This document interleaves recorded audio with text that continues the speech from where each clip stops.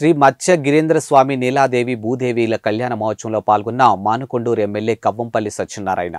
కరీంనగర్ జిల్లా శంకరపట్నం మండలంలోని కొత్తగట్టు గ్రామం శ్రీ మత్స్య గిరీంద్ర స్వామి నీలాదేవి భూదేవిల కళ్యాణ మహోత్సవంలో మానుకొండూరు ఎమ్మెల్యే కవ్వంపల్లి సత్యనారాయణ పాల్గొని ప్రభుత్వం తరపున పట్టు వస్త్రాలు సమర్పించారు.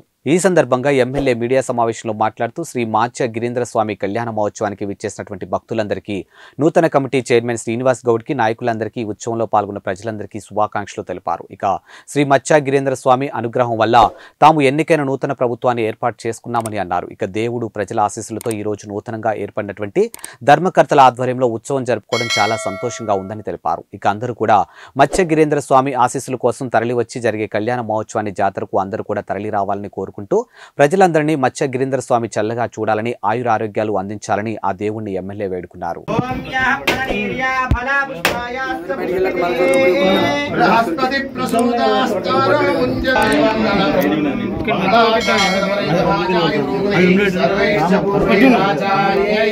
సత్వదాయాస్తు మంగళం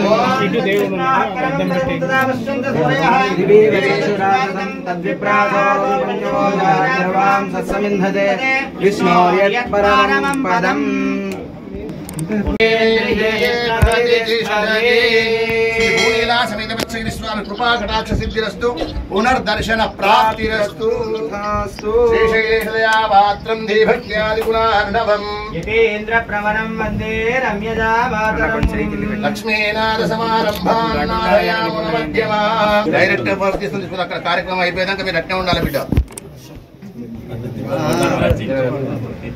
स्वामिनः परिपूर्ण अनुग्रह कृपा कटाक्ष सिद्ध्यर्थं मद्रिहस्तेन अर्चन नारायण मनसुलो अनुकोंడి.